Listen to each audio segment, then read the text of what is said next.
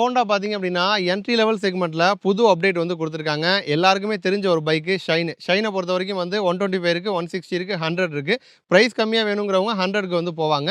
அப்படிப்பட்ட 100 சிசி ஷைன்ல இப்போ வந்து டிஎக்ஸ் அப்படின்னு சொல்லிட்டு புது வேரியன்ட் வந்து விற்பனை கொண்டு வந்திருக்காங்க.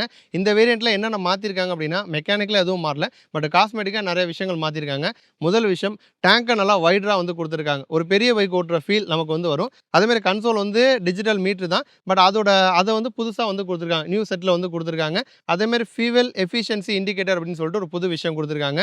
அங்கங்க குரோம் அசன்ஸ் வந்து குடுத்துருக்காங்க. ஃப்ரண்ட் வைசரு, அதேமாரி கியர் பெடலு, பிரேக் பெடலு இந்த மாரி மஃப்ளர் கவரு இந்த மாரி இடங்கள்ல பார்த்தீங்கன்னா, குரோம் அசன்ஸ் வந்து குடுத்துருக்காங்க. ஸோ காஸ்மெட்டிக்கா வந்து ஒரு பெரிய பைக்க ஓட்டுறதுக்கான ஃபீல் நமக்கு வந்து வரும். மத்தபடி மெக்கானிக்கலா அவங்க வந்து கை வைக்கல. இன்னும் இந்த வண்டி வந்து எந்தெந்த பைக்குக்கு வந்து நேரடி போட்டியா வந்திருக்கு, ஹீரோல எந்த பைக் கூட காம்பீட் பண்ணுது, இந்த மாரி விஷயங்கள நீங்க தெரிஞ்சுக்கணும் அப்படின்னா, இன்னொரு வீடியோல டீட்டெயிலா சொல்லியிருக்கேன். அந்த வீடியோக்கான லிங்க் கமெண்ட்ல குடுக்குறேன். அவசியம் போயிட்டு பாருங்க.